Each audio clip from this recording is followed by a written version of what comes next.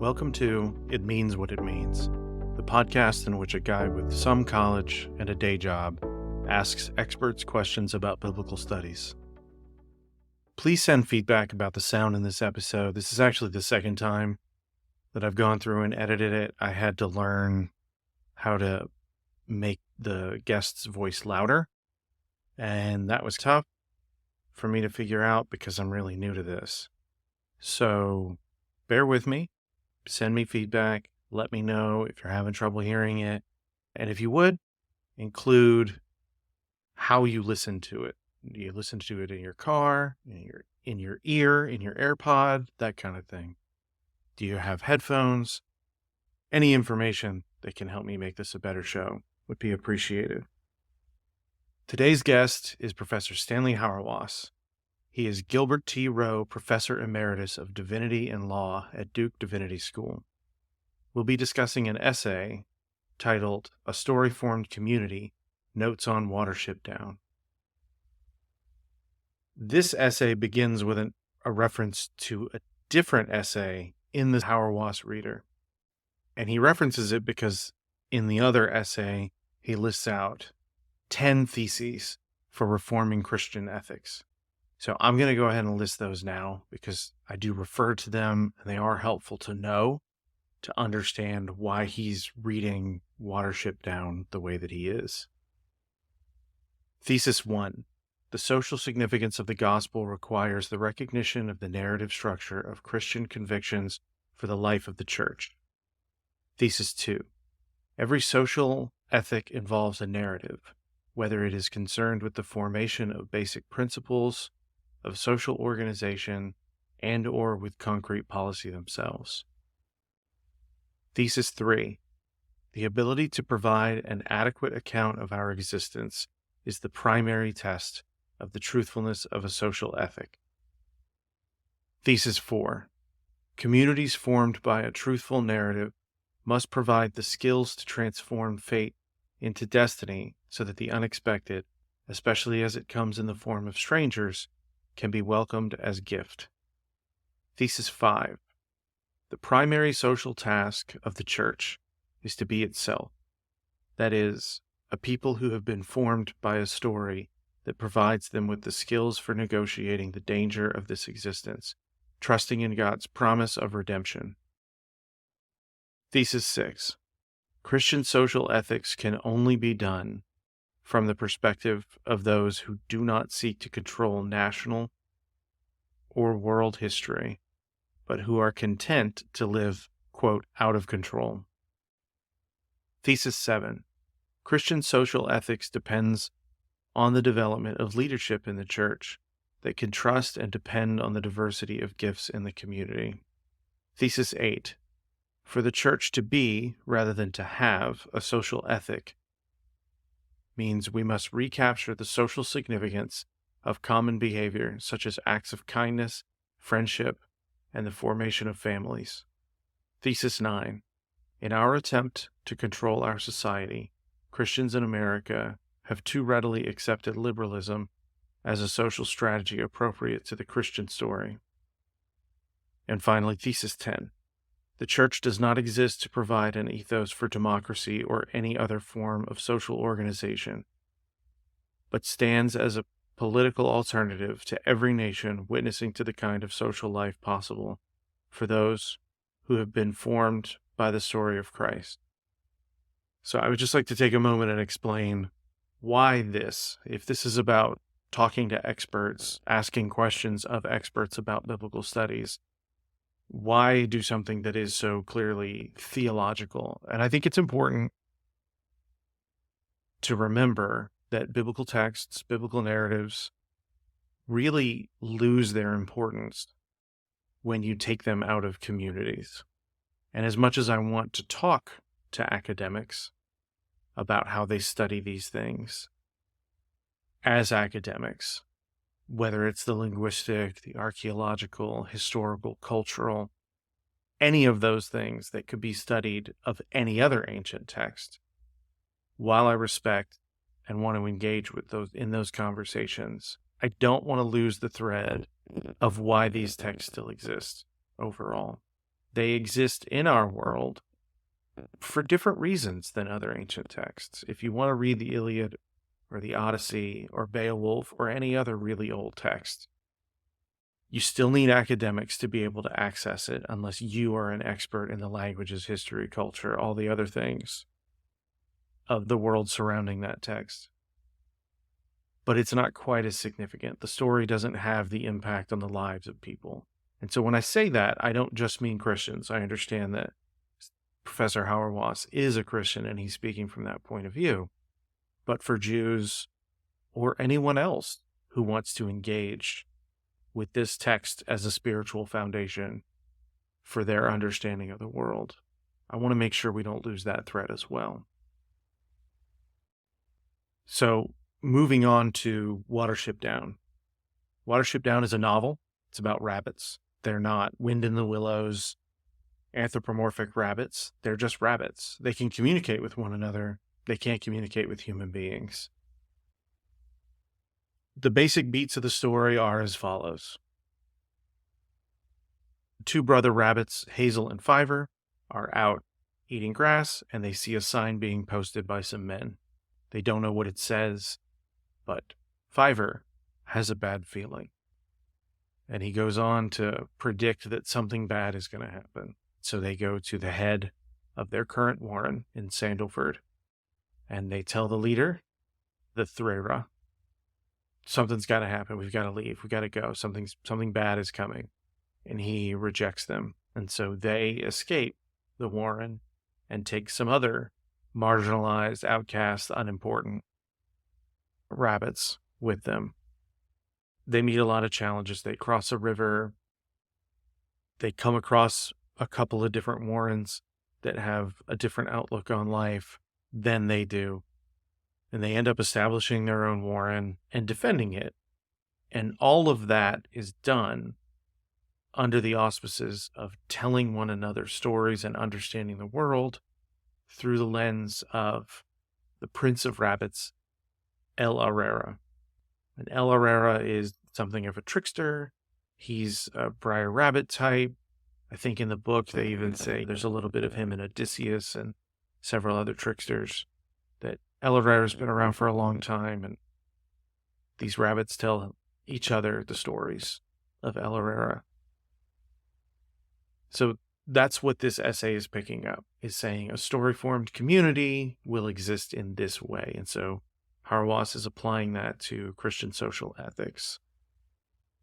Coincidentally, while I was preparing for this interview, I was also listening to the audiobook of the revised version of Walter Brueggemann's An Introduction to the Old Testament, the Canon and Christian Imagination. And it's a pretty helpful overlap. This was the version that he revised with Todd Linnefelt. And I won't say that I didn't have an understanding of why Stanley Hauerwas wrote this essay, had this approach. I will say that re-listening to an understanding of the imaginative process of creating the canon of the Hebrew Bible or Christian Old Testament was really helpful. This idea that it was an imaginative, engaging process that a community was going through to determine who they were going to be and what their worship was going to look like. So I will recommend that. So before we get started, though, I want to say two things. One, read this book, read Watership Down. I think it's more important probably than reading the essay that we're discussing. It's a wonderful book. It's so exciting. I read it in 2003 or 2004, and I've been recommending it to people ever since. It's so fun. There's never a point in the story where something's not happening. It's a beautiful story. If you don't want to read the book, there's the old cartoon that came out, I think, in the 70s or 80s. But then Netflix has made, as of 2020, a newer, updated version. It's episodes, so that might be a fun thing to sit down and do with your kids. It is exciting. There's a lot of danger, so you may want to screen it if your kids are too young and you're concerned about how they will take some of the storyline that's a little bit more aggressive and maybe violent. I also want to take a moment to rectify something I did not do well in the first time that I recorded this intro. I want to walk through the schedule. Initially, I wanted to do a quarterly release in 2023, and I have met that. I have enough episodes for that. And then the plan was for 2024 to release episodes once every other month. And pretty quickly, starting recording in March, and by early to mid-April, I think I had 8 episodes recorded, and I felt like being able to cover the 4 for 2023 and having already 4 episodes for 2024, even though I'm not going to be recording anymore for a few more months, I felt okay with saying I'm going to go ahead and start releasing episodes monthly for 2024. They will be released in the following order. This episode, if you're hearing it after it's released for free, it came out 1 July. The next episode will be 1 October. That's Jody Magnus, and she'll be discussing her article, Toilets and Toilet Humor, in the story of Eglon's murder by Ehud. And that's from the Journal of Biblical Literature, Volume 142, Number 1. 1 January, Chris Tilling discusses his contributions to the book, Beyond Old and New Perspectives, Reflections on the Work of Douglas Campbell, which he also edited. The conversation broadens from just his contributions, or even just the book, or even just Douglas Campbell, and into Pauline studies more generally. 1 February, Colin Cornell discusses his contribution to the book, Divine Doppelgangers, Yahweh's Ancient Lookalikes, which he also edited. 1 March, Ben Witherington III discusses apocalyptic literature as it is described in his book, The Problem with Evangelical Theology, Testing the Exegetical Foundations of Calvinism, Dispensationalism, Wesleyanism, and Pentecostalism. 1 April, Todd Linnefelt discusses his book, The Hebrew Bible as Literature, A Very Short Introduction. All of these episodes will be released on schedule for free, but for $5 a month, you can listen to every episode as soon as it's edited on Patreon. That's actually how I knew to go back and fix this episode. My Patreon, a couple of my Patreon supporters let me know I couldn't hear it. It was too quiet. And so I set about the task of trying to fix it. I really appreciate this. To anyone who will be listening in the future, please send me feedback. I'll have social media out there in the show notes. Thank you so much for listening. And now, without further ado, or any more talking from me, Professor Stanley Hauerwas.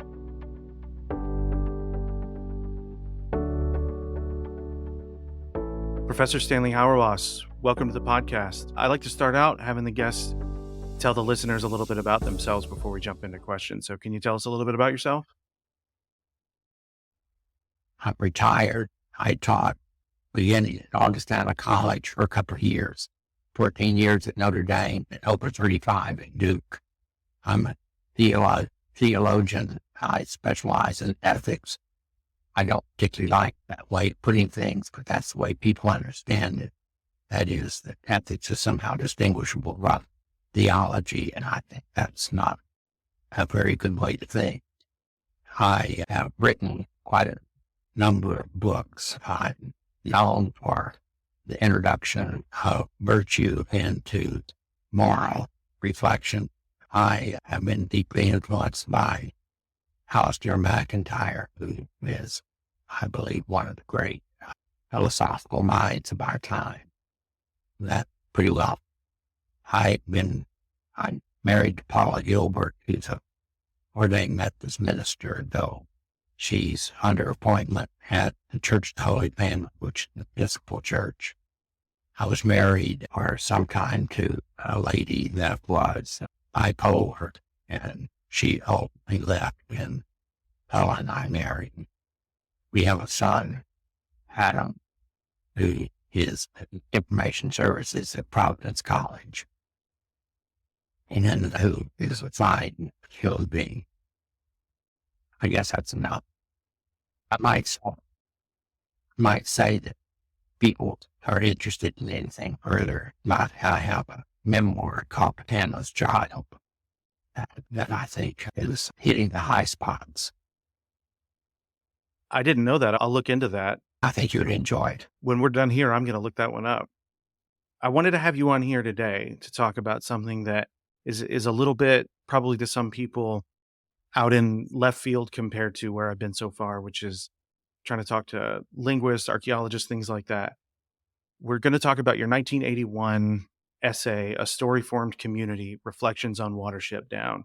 And there's a connection to another essay that's also in the Hauerwas Reader, Reforming Christian Social Ethics, 10 Theses. I'll list those 10 theses in the introduction, so we don't need to belabor that particular point.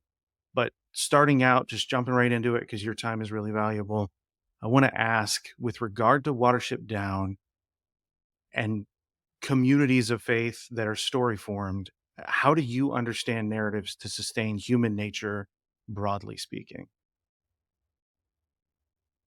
So I understand story as a category that is naming how it is that our lives are shaped by fundamental narratives that are necessarily shared by community. The Watership Down story is about how, by facing danger, rabbits escaping from a warren that we destroyed become a people who are able to have their lives shaped by the fundamental story of Hauerwas, who is the great rabbit who represents the nature of what it means to be a rabbit in a way that doesn't avoid the dangers of being a rabbit, but finds a way to live facing danger in a way that enhances the community's relation to one another. In particular, in terms of your interest in biblical criticism, one of the crucial rabbits is Fiber, who has the sense of the fundamental stories of Eliah that give him a wisdom that otherwise cannot be accounted for in terms of where dangers lie that must be confronted in constructive ways. In an interesting way, that's what the story in Scripture embodies. Namely, Israel never was safe when she tried to be safe in a way that did not allow her to worship God right. Because being a people shaped by faith in God that is in the heart of Israel's life, that creates a people who need the stories that we now call the Bible as a way to go on into the world as rabbits, because otherwise they become something other than what they were created to be. The community that just opposes rabbits Watership Down is, of course, Singapore, which is a warren of rabbits in which they have made peace with a farmer who keeps them half wild, but who every once in a while kills one of them in order to have food. And one thing that you can't do in the Sanderforth warren is tell one another the stories of Eliah. You become abstract poets who never ask what has happened to this or that rabbit because they have been sacrificed for your continuing existence, and so on. So that I read Watership Down as the articulation of fundamental presumptions in political theory that have implications how you understand how narratives work for the sustaining of communities. That's a long-winded response to your question. That's the way I tried to think of Watership Down. Long-winded responses are my favorite responses because I like to mute the mic and just let you talk. It's so when you bring up one of the other Warrens, because there are two other, there's the Warren they start out at in Sandalford, and then there's Cowslip's Warren, and then Ephrafa, and both of the other Warrens are cautionary tales because they don't tell the stories of Ephrafa. And one, they're just minimized as, oh, that's cute, that's quaint. The other one, you don't hear them at all. And they're both trying to provide a kind of security, but there's no voice of the identity of who they are. It's just, do you feel like that's a fair way of looking at those other two Warrens? I do. General Woundward, of course, is the attempt to have rabbits survive by a strong leader who will offer safety in response, or in death as an alternative to rabbits needing to care to one another. He trained that are being obedient to a strong leader who can kill in a way that keeps the warren safe. But of course it doesn't keep the warren safe. And the ultimate conflict between Watership Down Warren and General Woundward's Warren is inevitable. And what is peculiarly interesting is how Blackberry, the strong rabbit associated with Watership Down, defeats General Woundward not by strength but by cleverness of knowing how to do the right thing at the right time. It's a very interesting, given our politics currently, interesting way to resist tyranny. In that victory too, because I'm a slow reader, so I got the audiobook and re-listened to Watership Down, which, by the way, I only ever read because of your essay. When I was 20 or 21 years old, I came across the essay. This and Saint Maybe were both books that you have essays on in the Hauerwas Reader, and I went out and bought them both, and they are both magnificent representations of what you said they were.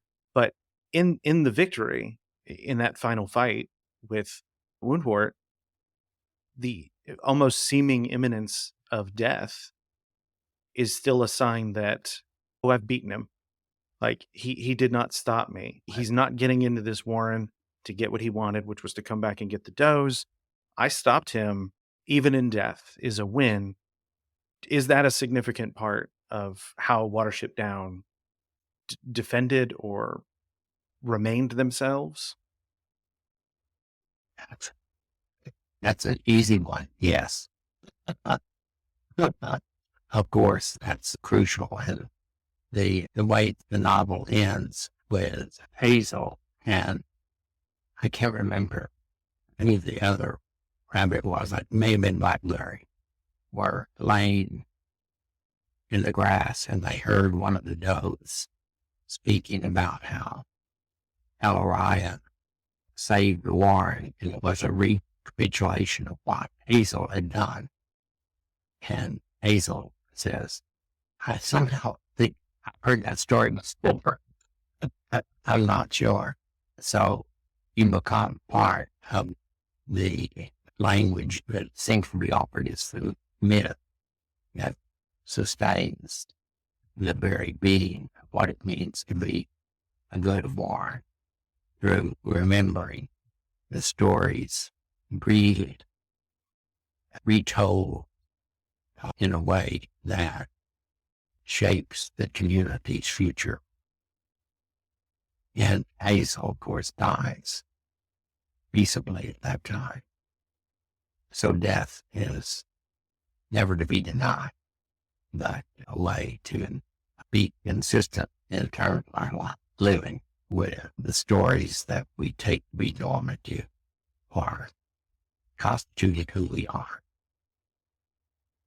I think remembrance is an interesting thing that you bring up there, because in cowslips, so the very secure, but it's protected by man, which rabbits are supposed to know men only bring destruction.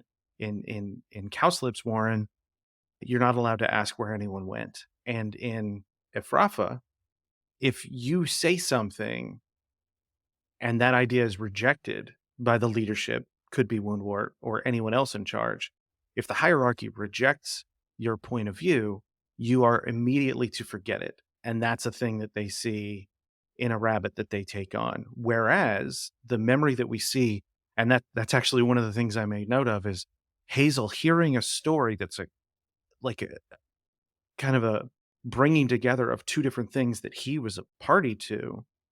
And he's, oh yeah, I think I remember that story, but not as his own, because is that them taking on Right. El Herrera's identity as they're identifying with El Herrera? Like, how do you see that memory juxtaposition in these different communities? I see it as a shaping of our lives in a way that is truthful, but not its truthful retelling in a way that avoids fundamentalism. Fundamentalism wants to make the stories that must be told in a way that denies the imagination.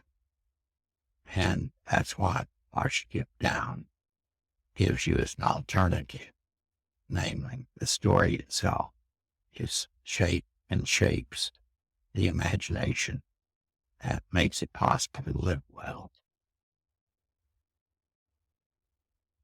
I think there's something interesting to say about the prophetic as well, because I know the gradient for me when I was growing up, hearing about prophecy, you assume it is predictive. And there's a component of that here with Fiverr foreknowing or forecasting that Right. something bad is about to happen to Sandalford. But the remainder isn't really predictive. It's more an analysis of their situation, like you said, predicated on the stories they tell one another. Is that Now, Fiverr is, at least in terms of Hebrew prophecy, he's not exactly the same. Doesn't have the same character as the Hebrew prophet. The Hebrew prophet does says the Lord and tells the community what is required in order to be community ready to respond to thus saith the Lord. Hazel has more intuitions, and intuitions are shaped by stories of Elariah, but Hazel doesn't know that. And that's why it makes it hard to trust what he says that they must do in order to survive. When the original sign went up, had the original warren where they were, he can't read it, but he just knows that it's danger. And Hazel tries to convince the old wise leader of the original warren that they ought to listen to him because his intuitions often turn out to be right. But the leader knows that change is not. Change oftentimes makes power less power. It says, no, everything's fine. But Hazel, what is Hazel's great that's to act on what Fiverr suggests is needed. Leadership requires the commitments that oftentimes are dangerous. Hazel undertakes that. And like how Hazel becomes the leader of Watership Down as born is when they have to cross the stream, he refuses to leave the weakest rip left behind and endangers the whole community. But if they had helped float Wounded Rabbit across the river, they wouldn't have been Watership Down. And you actually bring up, so Pipkin is that smallest rabbit who, as you say, he's small, but unlike Fiverr, he really has nothing to offer. There's one of the rabbits is really strong, one is really fast, one tells stories, one is really ingenious. He's the one who gets them floated across the river. Everyone has something to give, but what is Pipkin's, like, what is his contribution, do you think, being the smallest with none of those other abilities? The willingness to live needing help.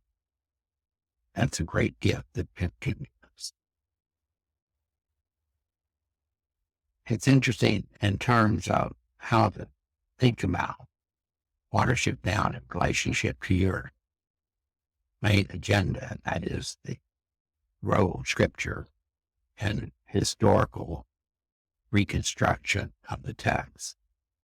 I don't know if I wrote a book many years ago called Unleashing the Scripture, Reading the Bible from Captivity to America, in which I argued that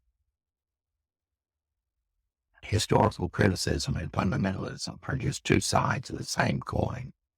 They both think that they both are the result of the Protestant heresy, the sola scriptura, that got turned into sola text through the invention of the printing press, which then was given ideological formation through creation of people who believed they could read the Bible without spiritual guidance or moral formation. So fundamentalism and historical criticism are both attempts to help Scripture meaning with shaping the community without the kind of stories that Watership Down represents. I suggest that only thing that needs to be done is take the Bible out of the hands of individuals in America and put it on lecterns, how people crawl up and confessing that we are sinners, to be sure. Therefore, we need help in reading the stories of Hauerwas or the shaping of future humanity that has the characteristics that come from worshiping the God truly. So that's how I thought I was seeing the kind of story shaping that is part of Watership Down. I'm sure you've run onto that position before. I have. Can you point to any communities that you would say they're engaging with the biblical narrative generally or with biblical narratives specifically? I think I go to a church of the Holy Family in Chapel Hill, Episcopal Church, I think, that is shaped by Scripture and through exegetical committees, through preaching, and in general recognizes biblical authority is the shaping of a community that is capable of receiving the stories of Scripture without watering down. I think the kind of development of prosperity gospel and this kind of thing, as far as I'm concerned, that's ideology to underwrite the legitimacy people who Jesus returning will inhabit, including Romans. The scripture is also, in many ways, best read by people without money. God's scripture is dangerous and will put you in contact in which what you think is yours isn't. Do you think that's a matter of power? That biblical narratives undermine power in kind of the same way that the power we see in these Warrens that miss the mark is abused or misunderstood to be abused. And what Watership Down is aiming for is a different kind of power. Absolute Watership Down. Hazel, no doubt, remained a leader. Leaders have power, but its power was that in which follower could recognize the stories of them as shaping who they were. And that's I think the way scripture scholarship is supposed to work. In our Christians and of course Jews who also have a very relation to the text of Torah. The last interview that I did was actually with a rabbi, and we were talking about Genesis 1 as a priestly text. And I was asking, what do you do with this text once there is no more temple? How do you engage with a text like this when you're changing what your community is because it's not temple or land based anymore? How do you do that? And he had an interesting answer, but Christianity kind of came up around the same time as Rabbinic Judaism. Christianity is a sectarian form of Judaism that was one of the ways that after the destruction of the temple, a people were born to worship the God. And it's to be found in Jesus truthfully. You no doubt know the famous story of Rabbi, I'm suddenly blocking his name.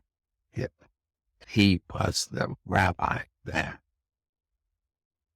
really, after the destruction of the temple, created what we now know as Rabbinic Judaism. Rabbi Yah. They went north in several rabbis to study Torah as the way Israel was to be Israel. And there's a famous story about Rabbi Yavedi and Rabbi Jacob and Rabbi Abraham were studying Torah, and they were debating an issue of interpretation of the law. And Rabbi Abraham said after a while, if my interpretation of the law is right, let the walls of the house fall down. The walls, according to settle a dispute among rabbis, only went halfway. And Rabbi Jacob said, if my interpretation of the law is correct one, the tree outside his house fall down. The tree not wanting to settle the dispute among rabbis only went halfway. Then Rabbi Yahweh said, if my views are right, may Yahweh himself say that my views are right. There was a roll of thunder in Rabbi, and Yahweh said, Rabbi Yahweh's views are the right ones. But the other rabbi said, where is it written that Yahweh can settle a dispute among rabbis that way? And Yahweh went away, shaking his head, saying, "My people have defeated me. My people have defeated me." And that's the mark of maturity of the people of Israel when it comes to how you read scripture. I wish I'd grown up with Christians having stories that funny, but we never did, to my knowledge. I know your time is short. We only have a few more minutes. Are there resources, books, blogs, podcasts, whatever, that you would recommend to people in this area of narrative and engagement with a community? There's a terrific Jewish theologian at the University of Virginia. He's retired now, named Peter Oakes, who I highly recommend his work. He's very conversant with Christianity. I think in terms of biblical scholars, Richard Hayes's work on the Old Testament in the New is very important. I'm trying to think, there are so many good biblical scholars, but what's happened is the beginning of people reclaiming scripture from biblical scholars in a way that helps us come under its authority in a constructive way. The Brazos commentaries on scripture, where you read scripture theologically, I think is very important. I have a commentary on the book of Matthew, and I think it's at a lot of the fundamental conceptual issues and theological issues associated with the use of scripture in argument. But I think reading philosophers like Alistair MacIntyre, even though he's a philosopher and he doesn't use scripture and much, is also very important. I am reminded in this conversation of a book by, I believe, someone who was a student of yours, Samuel Wells. Was he your student? Hey, Sam did his PhD at University of John Hauerwas, so he wasn't my official student, but he wrote a very fine book explaining what I'm about. I read, I think in 2007, so I don't know how old it was by the time I got a hold of it, but Improvisation was a really interesting book. It's a Yeah. wonderful book. I think took a metaphor that N.T. Wright had been using and fleshed it out in a really helpful way. Yeah, that's right. NT. I'm very fond of NT, but sometimes he wants to do more with history than he can. Unless you have anything else for us, I'm going to go ahead and call this one good.